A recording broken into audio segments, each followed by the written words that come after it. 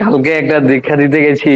তো সেই দীক্ষা দিতে গিয়েই তাকে বলছি, দেখো ভাই, এই বিশ্বজগতে এই বিশ্বজগতে কিন্তু কোনো দেশে শান্তি নেই, কিন্তু সুখ আছে। আমি যেমন এখান থেকে 25 কিলোমিটার দূরে এসেছি একটা বাইক চালিয়ে, তারা 4 চাকার কার চালিয়ে আসবে, অনেক বেশি দামের গাড়ি চালিয়ে আসবে, এবং দরকার পড়লে তারা হেলিকপ্টার নিয়েও আসতে পারবে নিজেদের। এই সুখ কিন্তু তাদের আছে, কিন্তু শান্তি কিন্তু নেই। শান্তি যদি থেকে থাকে তা একমাত্র হিন্দুস্তানেই আছে। তা কেমন? এই যে আমাদের একটা যে পরম্পরা আছে, যে সকালে উঠে মা বাবাকে প্রণাম করা, ঠাকুর দাদা ঠাকুরমা, বাড়ির বড় বুজুর্গ যারাই আছে তাদেরকে যে প্রণাম করা, আজকে যখনই তাদেরকে আমরা প্রণাম করছি, তাদেরকে না, তারা তো আমার রক্তের, আমার তো রিলেটিভের, আদারওয়াইজ যে কেউ যদি থাকে তাকেও যদি আমরা প্রণাম করি, তার মন যেমনই থাকুক না কেন, প্রণাম করার সাথে সাথে তার মনটা কিন্তু সরল হয়ে পড়ে। আর তখন যে আশীর্বাদ দেয়, এই আশীর্বাদই কিন্তু শান্তি। আর আমার বাবা একটা কথা বলে গেছিলেন, দেখ, সমাজের সামনে যদি কাউকে তুই যদি ভালো করতে পারিস তো ভালো করবি, সে যদি সমাজের সামনে তোকে অপমানও করে সেদিকে লক্ষ্য করবি না। তবে তুই যদি ভালো করে থাকিস, সে তোর কথা এক না একদিন মনে করতে হবে। তাই সমাজের সামনে হোক, এক কাঁথা মুড়ি দিয়ে হোক, একদিন তোর কথা তো মনে করতেই হবে তাকে। আর যেদিন তোর কথা সেই মনে করবে, সেই দিন পাবি আত্মিক শান্তি। তাই এবার আচার্যদেব বিশেষ করে বলছেন, আমাকে প্রশংসা করার জন্য, আমার জন্য আহ ঈশ্বরের কাছে প্রার্থনা করার জন্য, আমার মঙ্গলের জন্য লোক তৈরি করেন, বন্ধু তৈরি করেন, ভালো মানুষ তৈরি করেন, যারা, আর তাদের সাথে এমন ব্যবহার করেন যাতে আপনার দুঃখে তারা দুঃখিত হয়ে পরম পিতার কাছে তারা মন ভরে প্রার্থনা করে। কারণ আমি দেখলাম আমার বাবা যখন এই কথাগুলো বলে গেছে, তখন তো আমরা তখন তো সব ঠাকুরকেও জানি না, বুঝি না, বা ধরতেও পারিনি, জানিও না, যাই হোক। তো এখন দেখি সেই কথাগুলো, বাবার কথাগুলো, যে সত্যি তো, একেবারে সত্যি কথা। তাই সেই শান্তি কিন্তু একমাত্র হিন্দুস্তানে আছে। আর সেই শান্তিগুলো আমাদের থেকে হারিয়ে গেছে দেখে এবার ঠাকুর এসে কিন্তু সেই কেমন করে আবার সেই শান্তিটা আমরা পেতে পারি। তাই সকালে উঠেই প্রার্থনা করা, প্রার্থনার পরে সকলকে প্রণাম করা, এই যে জিনিসগুলো, এবারে এই সব কিছু পাওয়ার পিছনে তো আমাদের চাই আমার শরীরটা ভালো থাকা। আর সেই ভালো কেমন করে থাকতে হয়, সেই বিধানগুলো ঠাকুর এবার কত সুন্দর করে অপূর্ব ভাবে দিয়ে গেলেন, যে সেটা এমন ভাবে করে দিলেন। তাই একবার এক দাদা আলোচনা করতেছিল, শুনলে বললে কি, যে এখনো যদি ঠাকুর অনুকূল চন্দ্র সে নিজে এসে বলে কি তোমরা ইষ্টবিধি ছেড়ে দাও, আমাদের দ্বারা কিন্তু সম্ভব হবে না। তাহলে আমাদের ঠাকুর আমাদের ভিতরে কি জিনিসটা ঢুকিয়ে দিছে। তাই এবার এমনি করে আচ্ছা, এই যে এখন যে এই যে বলেছে, এটা যে আজকে ঠাকুর এসে বলেছেন তা কিন্তু নয়, এ কিন্তু পূর্বের থেকে সবাই কিন্তু, যত মহাপুরুষ এসছেন সবাই কিন্তু এমনি করেই বলে গেছেন। এই ভাবটাই তাদের ছিল, আর এই ভাবধারাটাই আমাদের ভিতরে ছেড়ে গেছেন। কিন্তু কি হয়, আমরা সেই সেটাকে ধরে রাখতে পারিনি, সেটাকে ধরে রাখতে পারে নাই। তাই ঠাকুর এবারে জানেন যে আমি যে যত কিছু, যা কিছু বলে যাচ্ছি, যা কিছু দেখিয়ে যাচ্ছি, করাই যাচ্ছি, করে যাচ্ছি, এগুলো দুদিন পরে সব এরা ভুলে যাবে। তাই তিনি এবার অসীম দয়া করে আমাদের কাছে রেখে গেলেন এই আচার্য পরম্পরা। আর এই আচার্য পরম্পরা যখন পেয়েছি, তখন দেখছি কি, যখনই আমরা ঠাকুর বাড়ি যাচ্ছি, সেই আচার্যদেবের সঙ্গ করছি, ঠাকুরকে আমরা বুঝতে পারি না যে ঠাকুর আছে কি না, ঠাকুর আমাদের সামনে একদম বাস্তব রূপে রয়েছে, সেই জিনিসগুলো আমরা মহসুস করি। ঠাকুর এখান থেকে এই তো এই দেওঘরে এইখানেই তো সব ঘোরাফেরা, তিনি যা যা যে সব কথাগুলো বলেছে সেইভাবে সেইগুলো মনে হচ্ছে, আর সেইভাবে আর তার এক একটা বাণী ফুটে উঠছে আমাদের ভিতরে, আমাদের ভিতরে সেই বাণীগুলো ফুটে উঠছে। তাই আমরা আহ সেই জিনিসগুলো মহসুস করতে পারি তাকে। তো যাই হোক, হ্যাঁ, সেদিন জীবন চক্রবর্তীদার মুখে একটা আলোচনা শুনতেছিলাম। তিনি বললেন যে আহ, একটা লোকের সঙ্গে আমার দেখা হয়েছে, তার সে বয়স প্রায় 80 ঊর্ধ্বে। তো তাকে গিয়ে তার সঙ্গে কথাবার্তা বলতে বলতে তাকে জিজ্ঞেস করলাম যে দাদা, আচ্ছা, আপনি যে ঠাকুরকে দেখেছেন, ঠাকুরের সঙ্গ করেছেন, বা কি অনুভব হয়, কেমন কি একটু কিছু বলতে পারেন, কিছু মনে আছে? বলে দাদা কি বলবো, সেদিনের ঘটনা শোনেন।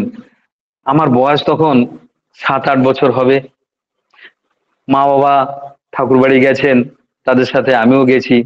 যাওয়ার পরে মা বাবা ঠাকুর ভোগের জন্য কিছু নিয়ে গেছে, সেগুলো এনে যখন ঠাকুরকে দেখালেন, ওই ঠাকুরকে দিলেন। ঠাকুর তখন ওই এখন যে এক্সটেনশন প্রার্থনা কি মানে এই নাটমণ্ডপ, ওইখানে ওইখানে কাঠের কারখানা ছিলেন। সবাই ঘটনা তো জানেন, তারপরে বলছি যাই হোক। তো সেখানে তিনি বসে আছেন একটা হাতওয়ালা চেয়ারে, এই কাঠের চেয়ারে বসে আছেন। তখন গিয়ে যখনই বললেন, বলে কি যা এগুলো সব বড় মার কাছে দিয়ে দে। এবারে বড় মার কাছে যখন তা দিতে গেলেন, ওই দাদার মনে এলো যে কি ব্যাপার, ঠাকুর তো এই মা বাবা তো ঠাকুরের জন্য এই ঠাকুর ভোগ এনেছে, আমি কি এনেছি? আমি তো ঠাকুরকে কিছু দিতে পারলাম না, কিছু আনতে পারলাম না। তো উনি ওই সেই দাদা ওই মা বাবার পিছনে দৌড়চ্ছে আর বলছে, বাবা একটা পয়সা দাও না, একটা পয়সা দাও না। এখন এই বাবা চিন্তা করলো কি, সে বিরক্ত ছলেই হোক আর ভালোবাসার ছলেই হোক, যেমন করে হোক, পকেট থেকে একটা পয়সা ওর হাতে দিল। ও সিধা দৌড়ে গিয়ে, আজকে যে সৎসঙ্গনগর যেরকম সেরকম তো ছিল না। সেই 56 সালের সৎসঙ্গনগর, তখন এত গেটও ছিল না, এত লোকজনও ছিল না, ধুধু ফাঁকা মাঠ। হ্যাঁ, তো সেই দৌড় দিয়ে গিয়ে রোডের উপরে আসে, সেই রোহিণী রোড, সেইখানে তখন তো এমন রোড ছিল না, কোন রকমের আর কি ছিল। যাই হোক, তিনি সেই রোডের উপরে এসে চারিদিকে দেখাচ্ছে, কোথাও কিছু দেখছে না। দেখে কি, এখন বর্তমান যে আমাদের পোস্ট অফিসটা, সেই পোস্ট অফিসের ওখানে একটা দোকান। দৌড়ে গেছে, গিয়ে বলছে কি, আমাকে চকলেট দেবে? বলে হ্যাঁ দেবো। তো বলে দাও, তো বলে দাও পয়সা দাও। তো ও কি করেছে, সেই ওই বাবা যে পয়সাটা দিয়েছিল, সেই পয়সাটা ওনাকে দিয়েছে। দেওয়ার পর বলে কি, এতগুলো চকলেট কি করবে? বলে আমি ঠাকুরকে দেব।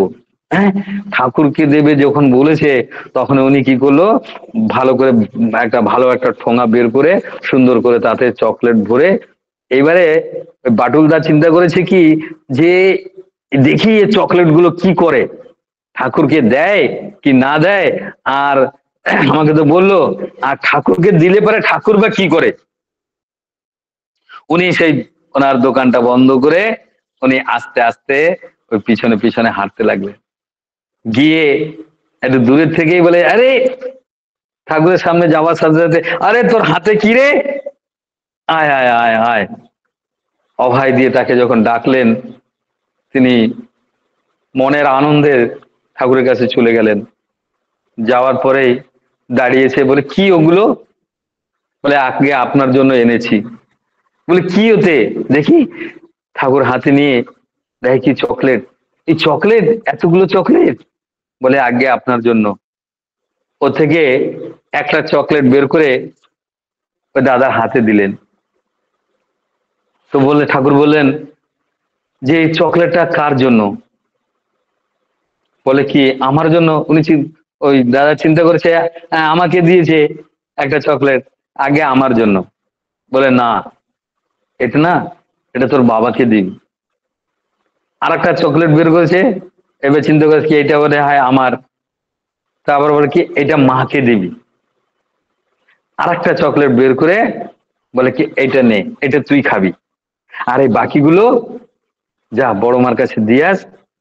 আমি দুপুরে খাওয়ার পরে যে না চকলেট খেতে খুব ভালোবাসি, তুই মনে হয় চকলেট খাস দিলি? বলে কি হ্যাঁ মাঝে মাঝে প্রায়ই খাই। তো তুই চকলেট ভালোবাসিস তাই না? তো উনি একটু মাথা নাড়লেন, তাতে বোঝা গেল যে হ্যাঁ, এই যে তার মানে সে চকলেটকে ভালোবাসে, তাই ওই একটা পয়সা পাওয়ার সঙ্গে সঙ্গে দৌড়ে গিয়ে সেই দোকানে গিয়ে চকলেটই চেয়েছে, আর ঠাকুরের জন্য সেই চকলেট দেয়। তাই এইটা তিনি বলতে চাচ্ছেন যে যে জিনিসটা আমি সবথেকে প্রিয় ভালোবাসি সেইটাকেই ঠাকুরকে দান করতে হবে। আর দান এমন না, মন খুলে সমস্ত সবকিছু। ওই চকলেটটা ওর থেকে তো ও আধা চকলেট তো রেখে দিতে পারতো পকেটে, আর বাকিটা তো দিতে পারতো, কিন্তু না, সমস্ত সবকিছু উজাড় করে দিয়ে দিলেন। আমাদের কিন্তু তাই ইশারা করছেন, দেখাচ্ছেন যে আমাদের এমনি করে সবকিছু দিতে হয়। এবারে সেই দাদা বলছে, দাদা দাদা কি বলবো আপনাকে, ঠাকুর বললেন কি যে প্রত্যেক দিন না মাকে বাবাকে না কিছু দিতে হয়, প্রত্যেক দিন কিছু দিতে হয়, যেটা আমরা এখন পাচ্ছি মাতৃবৃত্তি, পিতৃবৃত্তি। এই মাতৃভীতি পিতৃভীতি সেদিন থেকে আমিও চেষ্টা করতাম প্রত্যেক দিন কিছু না কিছু দেওয়ার। আর এই কিছু না কিছু দিতে দিতে দিতে দিতে মা বাবার সঙ্গে যে এমন একটা ভাব হলো, এমন একটা বন্ধুত্ব হলো, এমন একটা ভালোবাসা হলো, যেটা কোনোদিন আমি কল্পনা করতে পারি না। আর তাতে যে এই সংসারে যে কত সুখ, কত শান্তি, কত আনন্দ, কত তৃপ্তি, আমি ভাষায় বলে ব্যক্ত করতে পারবো না। আর সেই জিনিসটাই এবার আমাদেরকে ঠাকুর আমাদের ভিতরে সেটাকে জাগিয়ে তোলার চেষ্টা করলো। তাই তিনি বললেন যে প্রত্যেক দিন সেই মাতৃভীতি ইষ্টভীতি করার পরে মাতৃভীতি পিতৃভীতিও করতে বললেন। এবং বন্ধু বান্ধব, পাড়া পড়োশি, তাদের সাথেও বন্ধু বান্ধব যাতে হয় সেজন্য বললেন কি ইষ্টভীতি করার পরে না দুটো ভুজি রাখতি, গুরুজন বা গুরু ভাইদের সেই দুটো দিবি। এইবারে এই এমনি করে যদি আমরা তাদেরকে দিতে থাকি তাহলে তাদের সাথেও আমাদের একটা বন্ধুত্ব হবে। এমনি করে বন্ধুত্ব করতে করতে করতে করতে যে কথাটা আছে যদি বলেছে যে সবাই বন্ধু তৈরি করবেন আমার ভালোবাসার জন্য, আমার সুখ শান্তির জন্য, তারা প্রার্থনা করার জন্য। কারণ আমি ডাইরেক্ট যদি, সে তো আপনারা জানেনই সবকিছু, যে আমি ডাইরেক্ট যদি কোনো কিছু চাই, আমরা যদি 100টা প্রার্থনা করি ঠাকুরের কাছে, দুটো পাঁচটা পুরো হয় কি অসম্ভব। তাহলে আর যদি অন্য কেউ আমার জন্য প্রার্থনা করে, আমি একদিন আমাদের এখানে একটা পাড়ার নামে একটা খ্রিস্টানদের হসপিটাল আছে, আমি সেই হসপিটালে গেছি। তো সেইখানে তারা ওই বসে আছি, তাদের প্রেয়ার হচ্ছে, এই প্রেয়ার হতে লাগলে পরে তাদের প্রেয়ার হলো, তারপরে একজন এসে বললো কি আহ অমুক জায়গায় অমুকের এই খবরটা এসছে, শরীরটা অসুস্থ, সবাই প্রার্থনা করবেন। আর আরেক দাদা, আর যিনি ওখানের মুখিয়া, তিনি বললেন আমাদের এখানে যত পেশেন্ট আছে সবার জন্য মঙ্গল প্রার্থনা করেন, যাতে সবাই সুস্থ স্বাস্থ্য হয়ে সবাই আনন্দে বাড়ি ফিরে যেতে পারে, তাই প্রার্থনা করেন। এই যে প্রার্থনা, এইগুলো শুনে আমি সেদিন অত ভালো খেয়াল করি নেই, কিন্তু আচার্যদেবের কথা শোনার পরে এই চিন্তা করলাম, এই তো তাদেরও এই সূত্র, এই সূত্রই আমাদের তিনি ঠাকুর আমাদের কাছে এবার তুলে ধরলেন। আর যেটা আমরা ভুলে গেছি, ভুলে যাব, তাই আমাদেরকে আচার্য পরম্পরা রেখে গেলেন। আজকে ডিপি ওয়ার্কের কথা যখনই শুনি তখনই কি বলবো, মানে আমি তো অস্থির হয়ে যায় যে এ কি ব্যাপার, এ ধর্মের কোন পরিভাষা, এ ঠাকুরের কোন আশীর্বাদ, যে এক একজন খালি একটা ডিপি ওয়ার্ক মানে দীক্ষাপত্রের কাজ, কবে কি দীক্ষা নিয়েছে তাদের সেইগুলো খোঁজ খবর নিতে নিতে তাদের সঙ্গে তাদের তাদের এক একটা মানে কত সুন্দর জীবন লাভ করতেছে এক একজন, যে জীবনটা নষ্ট হয়ে যাচ্ছিল। সেদিন এক মায়ের আলোচনা শুনলাম, সে তো মানে তারা অনেক আগে দীক্ষা নিয়েছিল, কি কোনো অসুবিধাতে যাই হোক, মানে ঠাকুরের কথাই তারা শুনতে পাচ্ছে না। এইবারে ডিপি ওয়ার্কের জন্য সব গেছে, যাওয়ার সাথে সাথে বলছে না না, তোমরা দেখেই বুঝে পেরেছে তোমরা সৎসঙ্গের লোক, তোমরা যাও, তোমরা আসবে না এখানে, তোমরা দূর হও, দূর হও, আমার সামনে ঘরে ঢুকবে না। কিন্তু যারা ডিপি ওয়ার্ক করতে যায় তারা যে অবিন্দার যে আশীর্বাদ, তারা কি আর ওইসব কথা মানবে? ওসব তো পাবেই, ও তো প্রাপ্য। গালি দেওয়া, বেশি কথা শোনা তো তাদের প্রাপ্য, তাদের তো আশীর্বাদ, অবিন্দা তো সেটা বলেই দিয়েছেন। তাই দরদর করে ঢুকে গেলেন, ঢুকে গিয়ে সেই সেই বাড়ির সেই মালিক, সেই দাদা, সেই বড় দাদাকে কি করলেন, তার হাতখানা, একটা মেয়ে সে ধরে তার বলে কি, দাদু আপনার হাতটা আমার মাথার পরে রাখেন, আপনার মাথার পরে রাখেন, আপনি 20 বছর ধরে ঠাকুরকে ধরেছেন, এই যে আমরা যেন ঠাকুরকে ঠাকুরকে ধরেছেন, আমরা যেন সেই ঠাকুরকে এমনি করে আমি যেন ঠাকুরকে মাথায় রাখতে পারি, আপনি সেই আশীর্বাদটা আমাকে করুন। যখন সেই দাদুর হাতটা মাথায়, হাত ধরে মাথায় রেখেছে, তখন থেকে সেই দাদুর মনের ভাব যে কেমন করে গলে গেল, আর তার ভিতরে যে ভাব এলো, বলছে তখন তাকে এই বসো বসো, বসতে দিল, তাদেরকে চা বিস্কুট দিল, তারপরে আস্তে আস্তে আস্তে কথাবার্তা বলতে বলতে আবার তারা ঠাকুরকে গ্রহণ করলেন। সেদিন একটা গল্প শুনতেছি, বলে কি শ্যামানন্দ প্রসাদ, শ্যামানন্দ ব্রহ্মচারী, এই এই একটা সংস্থার আর কি, তিনি একটা মন্দিরের পূজারী। তো তিনি সেই মন্দিরে বসে আছেন, আর এক দাদা বেশ সেজে গুজে সুন্দর ফুলের ডালা নিয়ে আসতেছে ঠাকুরের ওই শ্যামানন্দ দাদার কাছে, ব্রহ্মচারীর কাছে। এবারে আসতে দেখেই, দূরের থেকে দেখেই ওনার মনের ভিতরে এত ক্রোধ আসছে, উনি সামলাতে পারছে না। এমনকি কাছে আসার সাথে সাথে ঘটি বাটি যা কিছু সামনে পেয়েছে সব তার দিকে ছুঁড়ে মারছে। ছুঁড়ে মারলে পরেই বলে কি যে বলে কি যে পাশে যারা ছিলেন কি, প্রভু আপনি এরকম কেন করছেন? বলে জানিস ও দীক্ষা নিতে আসতেছে। বলে কি, আরে প্রভু এ তো এর থেকে ভালো কথা আর কি হতে পারে, তারা নিজের স্বইচ্ছায় এসে দীক্ষা নিতে আসছে, এ তো ভালো কথা। বলে জানিস ও কার দীক্ষিত জানিস? ঠাকুর অনুকূল চন্দ্রের দীক্ষা নিয়েছে। ও শালা আবার সেইটাকে না করে, ঠিক মতন না করে, যার পূজা পুরো বিশ্বের সবাই করছে, আর সে আবার আমার কাছে আসছে দীক্ষা নিতে। এবারে কিছু তারা যারা ছিলেন তাদের কথাটা কিন্তু বেশি একটা ভালো লাগলো না, চিন্তা করলো কি কথাটা কেমন, যাই হোক গুরুদেবের সাথে সামনে কিছু বলতেও পারে না, তারা অজ্ঞাতস্বরে গেলেন, তার বাড়িতে গিয়ে দেখলেন কি সত্যিকারে ঠাকুর বসানো আছে, কিন্তু সেই দীক্ষিত মানে কোনো কিছু করছে না, তাই ফিরে আবার সে দীক্ষা নিতে চেয়েছে। তাতে দেখা গেল কি যে সেই শ্যামানন্দ ব্রহ্মচারীর এই এই ব্যবহারে তিনি আর দাদারা যখনই তাদের বাড়িতে গেলেন, তার সেই আবার সেই ভাবটা, বলে কি ঠিক আমি ভুল পথে চলেছিলাম। যে এমনি করে এই যে ডিপি ওয়ার্ক, এমনি করে দেখা যায় কত ভাবে যে আমাদের সেই যে আমরা সেই উপকার পাচ্ছি, যা কল্পনা করে পারি না। এক একটা এমন এমন জীবন পাচ্ছি, সেদিন কত মায়ের এমনি করে কত রকমের যে কত ঘটনা শুনতেছি, আর এ কোন ভাষা, কোন কোন ধর্ম আমি কিছু বুঝতে পারলাম না।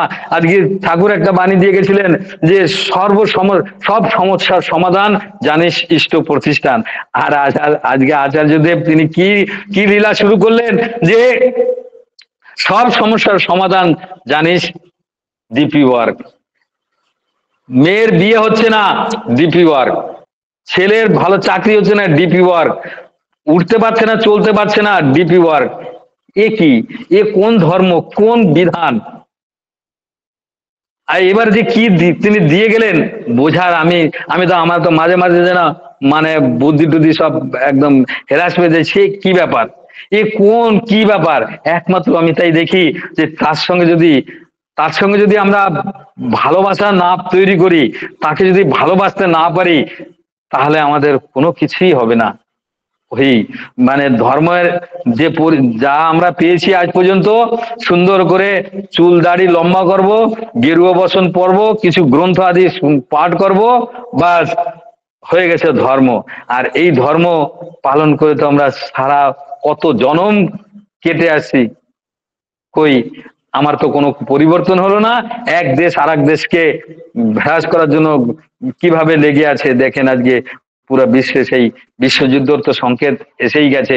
যাই হোক, তো আজকে আমি যেটা পেলাম যে সত্যিকারে ঠাকুরকে আমাদেরকে এমন ভাবে ভালোবাসতে হবে যাতে তার ভাবে যত সময় ভাবিত না হব, তাহলে এই ভাব দ্বারা কিছু বোঝা যাবে না, আর তার আশীর্বাদ পাওয়া যাবে না।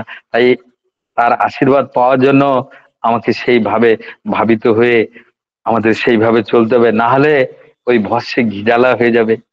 আজকে প্রার্থনা করতে বসে আমার এক সহপাঠী তিনি বললেন, দাদা দাদা ঠাকুর এবার এসে কি করলেন, আর তো কিছু করলেন না, একটা মানুষকেই খালি মানুষ করার জন্য তিনি সারা জীবন কাটিয়ে দিলেন, একটা মানুষকে মানুষ করার জন্য। আমরা কি মানুষ না? আমরা তো সব মানুষ, কিন্তু আবার তিনি পুরা আবার একটা আবার কেন আবির্ভূত হলেন এই এই কলির শেষে, যে আমাকে আবার মানুষ তৈরি করতে। আমি কি মানুষ নয়? আমার কোন জিনিসে, আমার তো হাত পা সবকিছুই আছে। তাই সেই আমরা হাত পাওয়ালা সেই যেমন ধর্মটা পালন করার জন্য আমরা গেরুয়া বসন পরছি, মালা পরতেছি, তিলক লাগাচ্ছি, হ্যাঁ, চুল দাড়ি বাড়াচ্ছি, গ্রন্থাদি পাঠ করছি, এই যে একটা বেশভূষা, ঠিক তেমনি আকৃতি আমাদের মানুষের, কিন্তু সেই আকৃতির ভিতরে যে মনুষ্যত্ব যে জিনিসটা থাকে, সেই জিনিসটা কিন্তু আমরা হারিয়ে ফেলেছি। তাই এবার এসে সেই জিনিসটাকে ঠাকুর জাগিয়ে দিয়ে বললেন, আর এবারে তিনি জানতেন যে তো ভুলে যাবে, তাই আচার্য পরম্পরা রেখে, আর আচার্য পরম্পরা রেখে গেছে সে ঠিক আছে, কিন্তু আচার্য পরম্পরায় যে আমাদেরকে এমন এমন সেই জিনিস দিয়ে যাচ্ছে, আর এমন এমন জাকড়ে ধরেছে যে আমরা সে থেকে আর ছুটতে পারছি না। তাই আমাদেরকে যেভাবে করতেই হবে। আর যখনই করতো, সেদিন রামকৃষ্ণ পরমহংসদেব তিনি বলেছিলেন, যদি কেউ কারোর যদি ম্যালেরিয়া হয়, তাকে যদি বুকের পরে পা মানে আঁঠু গেড়ে দিয়ে যদি জবরদস্তি হাত পা দু হাতের চারদিকে টেনে দিয়ে তার মুখে যদি ভরে দিতে হয়, কুইনাইন ট্যাবলেট যদি ভরে দিতে হয়, তাও দিতে হবে। আর তা দিলে পরে তখনই সে কিন্তু সেই ম্যালেরিয়ার রোগ থেকে মুক্ত পাবে। ঠিক এবার ঠাকুরও যা দিয়ে গেলেন সেইগুলো আমরা যেমন করে হোক। সেদিন একটা আলোচনা শুনতেছিলাম আচার্যদেবের, কেউ এসে বলেছে, বলে কি আমি আত্মহত্যা করতে চাই। তো খুব ভালো, আমাদের এখানে অনেক জায়গায় অনেক পাংখা আছে, আপনি বেফিকার আপনি আত্মহত্যা করতে পারেন, এতে আপনার কোনো অসুবিধা নাই। আর যদি কিছু লাগে তো বলেন, আমরা ব্যবস্থা করে দিই। হ্যাঁ, তবে হ্যাঁ, তারপরে তিনি যখন বললেন যে যদি আত্মহত্যা করতেই চান, তাহলে কেন করছেন? এই জীবনটা যে পেয়েছেন, আবার কি এমনি করে এই জীবনটা পাবেন? যখন এই জীবনটা পেয়েছেন, তাহলে এই জীবনটাকে একটু উপভোগ করার চেষ্টা করেন না। আত্মহত্যা করলে তো আপনি চলেই গেলেন, আবার পুনরায় জন্ম নিয়ে এই ভাব এই সময় পর্যন্ত আর এমনি ঠাকুরকে পাবেন কিনা, এমনি ব্যবস্থা পাবেন কিনা, এমনি সংস্থা পাবেন কিনা, তার কি কোনো ঠিক আছে? তাই যখন পেয়েছেন উপভোগ করে দেখুন না। এই যে দুই একটা কথার ভিতরে তার জীবনী পাল্টে গেল। তার যে মনের যে ভাব ছিল, ভ্রুক্ষেপ ছিল যে আমি আত্মহত্যা করব, সেটা কোথা থেকে গায়েব হয়ে গেল। তার মনের ভিতরে ভাব এলো, আর সে কত সুন্দর কেমন হয়ে তার সেই মানে জীবনী পাল্টে গেল। যাই হোক, এমনি করে যে কত কিছু যে ঘটনা ঘটতে চলেছে তার হিসাব কিতাব নেই। সেদিন সেদিন এক দাদা বলছেন কি, দেখেন দাদা, আজকে আজকে যে আমরা ঠাকুরকে পেয়েছি, এই যে আমাদের কত জন্মের সুখ্যাতি, এ আমরা কল্পনা করতে পারি না।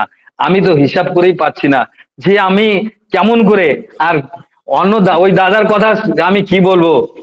আমি আপনারা হয়তো বাংলাদেশের একটা মতুয়া সম্প্রদায় আছে, সে তো হয়তো জানেন, যেটা তার সেই জন্মস্থান, সেই হরিচাঁদ ঠাকুরের জন্মস্থান হচ্ছে ওড়াকান্দি। সেই ওড়াকান্দির বাড়ির কাছের লোক আমরা কিন্তু আদি মতুয়া। কেন ওই হরিচাঁদ ঠাকুরের যে সংস্থাটা, সে নাম হচ্ছে মতুয়া, মতুয়া সম্প্রদায়। আমি কিন্তু সেই আদি মতুয়া। এবারে যখন ঠাকুরের দীক্ষা মানে হলো এই মধ্যপ্রদেশে, এখানে এসে যখন আমার আমার এক বড় ভাই, মৌসুতো ভাই, সে এসে বললো, ভাইটি চল, ঋত্বিক দাদা এসেছেন, চল বস দীক্ষা নে। হ্যাঁ, এখন তো বুঝি তখন কি বলেছিলেন তিনি, কিন্তু আমি সেই কিন্তু কোনো কিছুই ধ্যান দিই নাই, কোনো কিছুই ধ্যান দিই নাই। কি কি তিনি বলেছেন আমি চিন্তা করি, ব্যাস উনি উঠলো, আমি বা দৌড় মারলাম। হ্যাঁ, তিনি যে কি কি বলে গেছেন সে তিনিই জানেন। এখনই বুঝি যখন দীক্ষা দিতে যাই, যখন সব কথাগুলো বলি, তখন কেমন করে, তখনই হয়তো তিনিও বলেছিলেন এমনি, কিন্তু আমি কিন্তু সেই সময় সেই জিনিসটাকে ধরতে পারি নাই, বুঝতে পারি নাই। আর আমি তেমনি করে চিন্তা করেছি, ব্যাস। কিন্তু দেখা যায় কি, এই যে ঠাকুর এবার যে যা কি যে নিয়ে এলেন, কি জিনিস আমি কল্পনা করতে পারি না। সেই যে সেই মানুষ, সেই কি একটু ঋত্বিক দাদা কি বলে দিলেন, হয়তো সেই সময় নামটা উচ্চারণ করেছিলাম কিনা তাও মনে নেই, কিন্তু তার থেকে কিন্তু আমরা তারপরে, তাই আজকে এক দাদার কাছে আলোচনা বলতেছিলাম, আমরা কিন্তু এমন থাকার পরেও কিন্তু ডিফল্টার কিন্তু হইনি, আমরা ইষ্টভীতি চালিয়ে গেছি।